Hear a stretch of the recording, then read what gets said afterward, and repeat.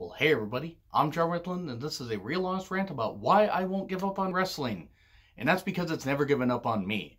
Now, I have plenty of cool people in my life, plenty of cool friends, my parents, my family. They've never given up on me, they never will, and I'm grateful for that. But as far as, entertainment, as far as like anything like that I've enjoyed, I've never enjoyed anything on TV or live more than wrestling. And I've been to concerts, I've been to, playing musical concerts, I've been to plenty of other live events and stuff like that, sporting events. Wrestling has always entertained me more. And it's really hard to encapsulate why. Because, I'm going to go over some reasons as to why I love wrestling and why, it's been a great outlet for my anxiety and depression. It has really helped me through a whole lot of stuff, and other people have too. You guys have helped me out through a lot, and I really do appreciate it. But as far as wrestling, I just love just the complete package of it. It's drama, it's comedy, it's violence, it's entertainment, it's realism, it's just wrapped up. Yes, people could say, oh, well, it's fake, right? Well, it's predetermined, you jackass. And also what? You watch movies because they're real? And these are the same people that will get into fantasy football and everything, but say wrestling's fake, and they're getting wrapped up in a fantasy sports thing, which, by the way, just really, really quickly, fuck every single person that booed Andrew Luck. That's all I'm going to say right there. So, that aside, let me say this. With wrestling, I've loved it since War to Sell the Score in 1985. That was the first show that hooked me. I was over at a buddy's house. One of my friends, I think he was like a year or two older than me, but his uncle would, they had cable, and he watched wrestling, and I sat down there and watched. I don't remember much of the card, but I do remember the main event. That was Roddy Piper and Hulk Hogan. I remember that was the big featured match and everything, and that was the big hype, and that was something they were going to go with into WrestleMania. And I ended up having to watch WrestleMania 1 on delay, because I think he got a tape of it later, or at least he got somebody recorded. The whole point is, somehow he acquired a copy of it, and I was able to watch that because I had to see it. But from War to Sell the Score, I was able to get, gravitate towards wrestling, because wrestling just, grabbed a hold of me and it never let go. That doesn't mean that over the years I haven't had times where I've been pissed off about a lot of shit in wrestling. And sometimes for the best reasons, heel does this thing and you want to see the heel get their comeuppance. And sometimes for the wrong reasons, a bunch of bullshit. The Katie Vick angle, the Claire Lynch angle, and Lashley's sisters and stuff like that and everything. And a whole bunch of stuff that really was misguided and bullshit. Jinder Mahal is WWE champion. Nikki Bella is Divas champion for about 300-something days. But stuff that maybe I didn't necessarily like. But for everything I didn't like, there's so many more things I did like.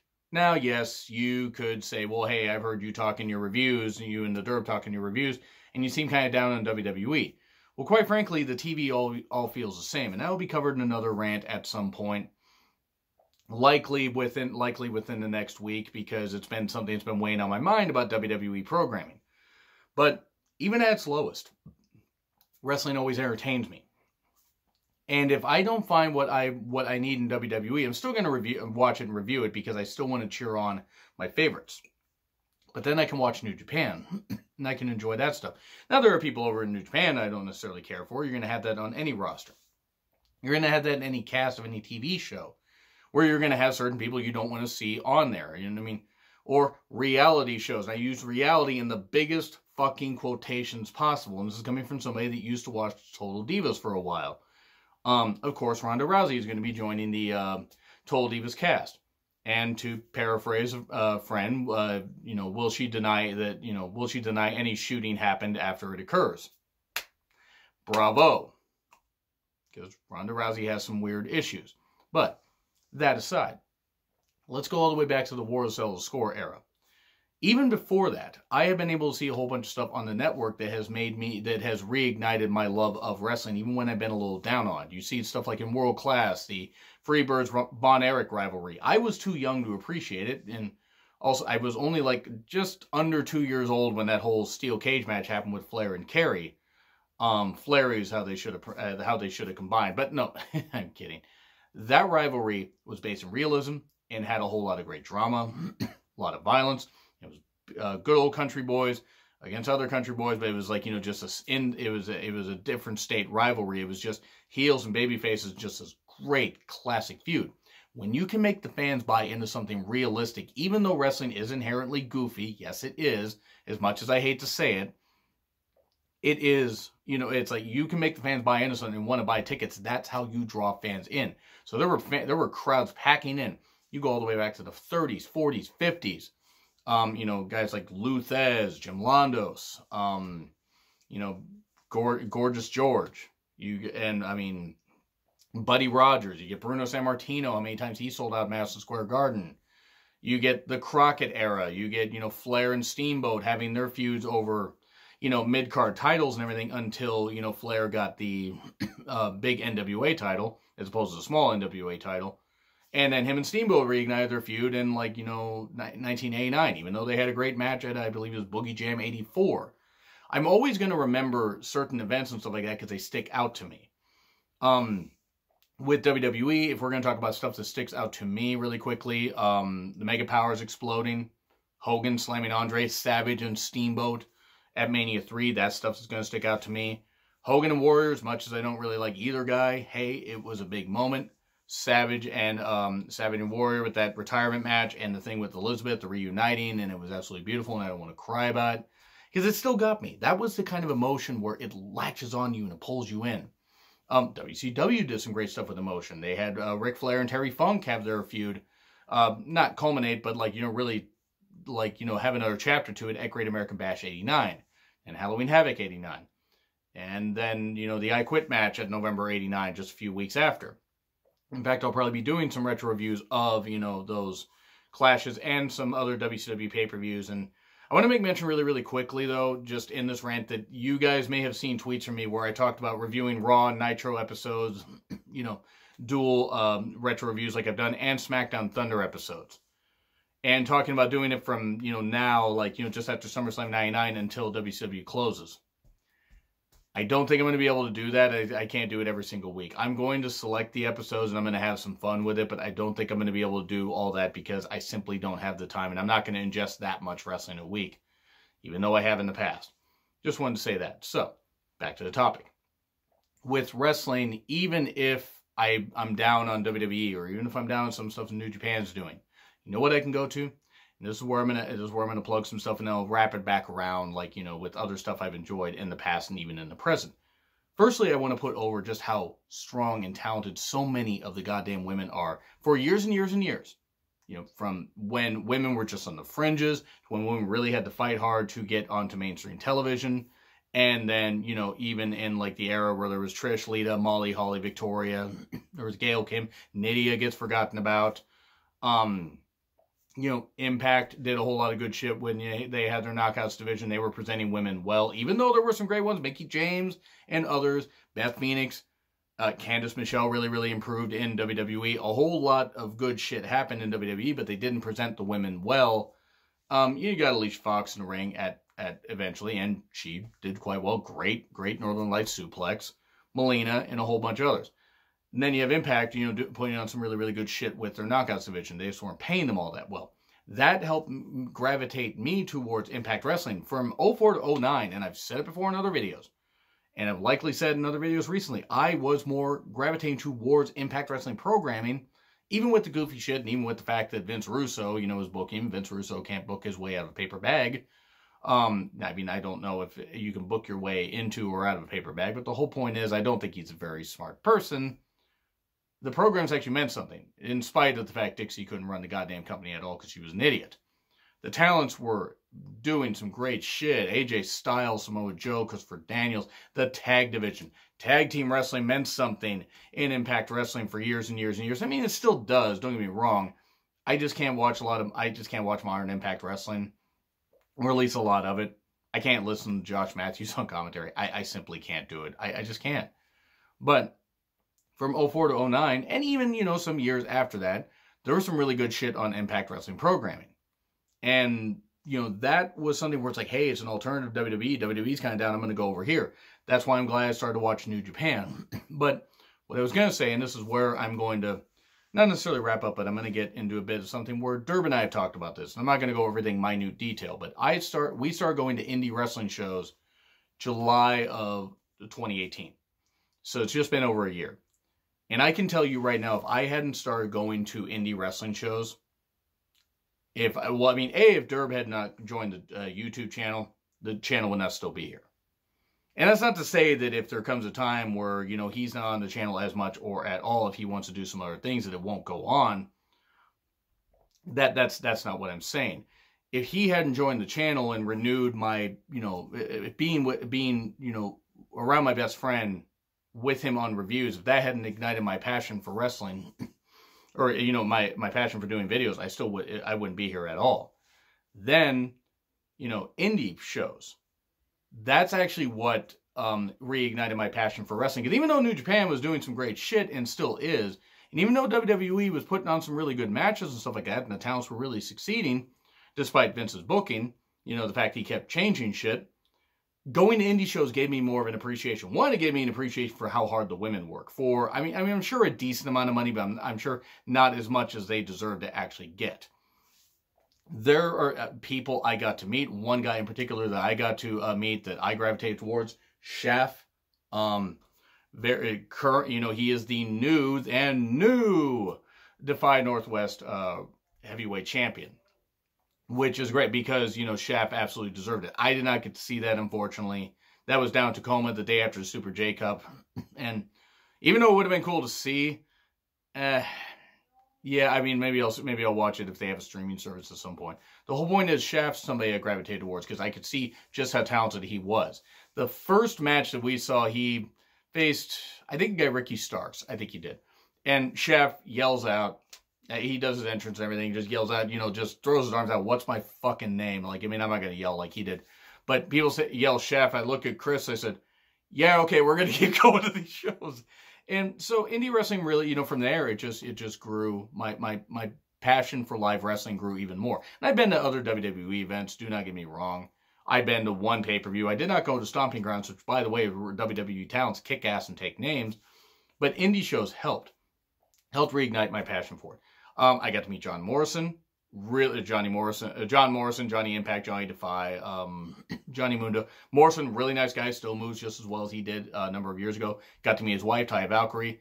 One thing I always try to do, and I'm not encouraging you guys to do this because time is money, and if you guys are short on money, do what you do.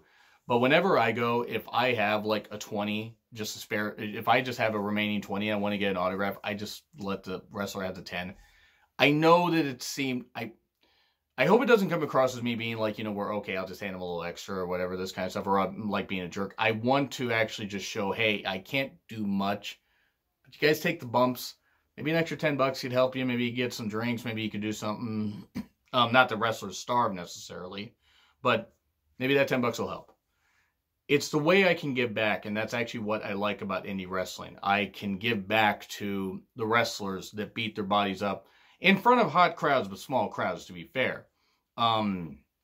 Defied was a whole lot of fun, and still is a whole lot of fun.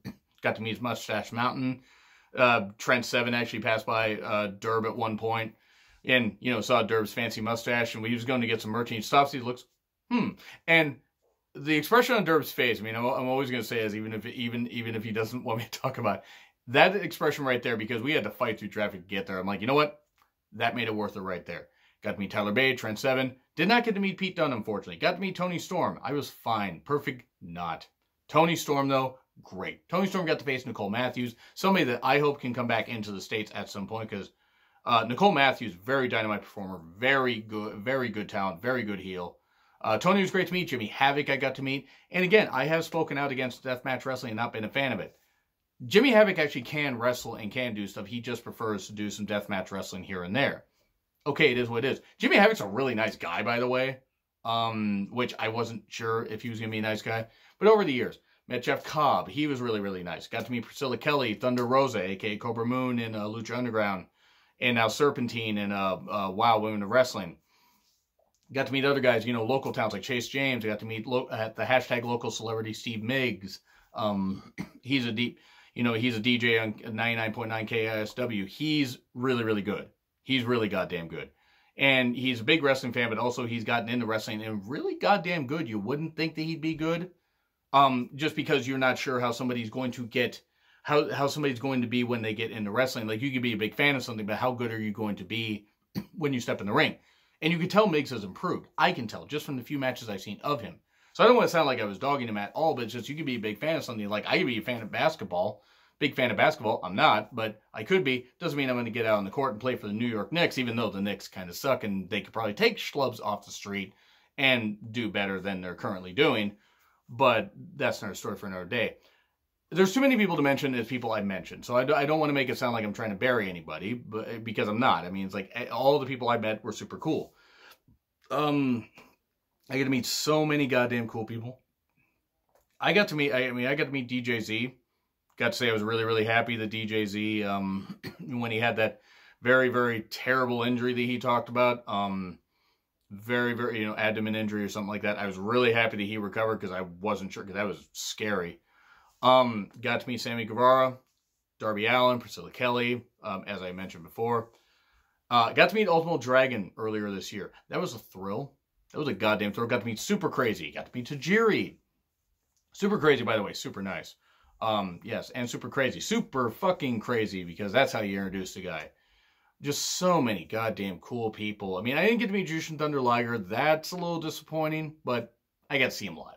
You can't meet everybody. I got to see one of my heroes, so that works. But with indie wrestling, it has reignited my passion. I've loved every show I've gone to, even though at times, and yes, I'm going to get into a bit of a serious discussion, my social anxiety, my depression do kick in. They do kick in, but unfortunately, the thing about that is you got to learn to deal with it, and you got to learn to deal with it. And here's another way I deal with it. You know how I deal with it, folks? I'm going to point something out that helps.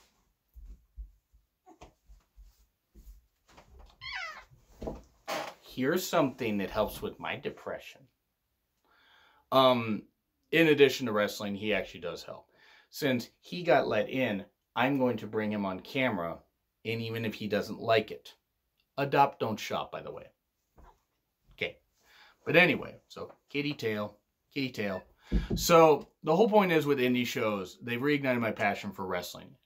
Going to that New Japan show reignited my passion for wrestling. I probably wouldn't even be doing these videos if it wasn't for that kind of stuff.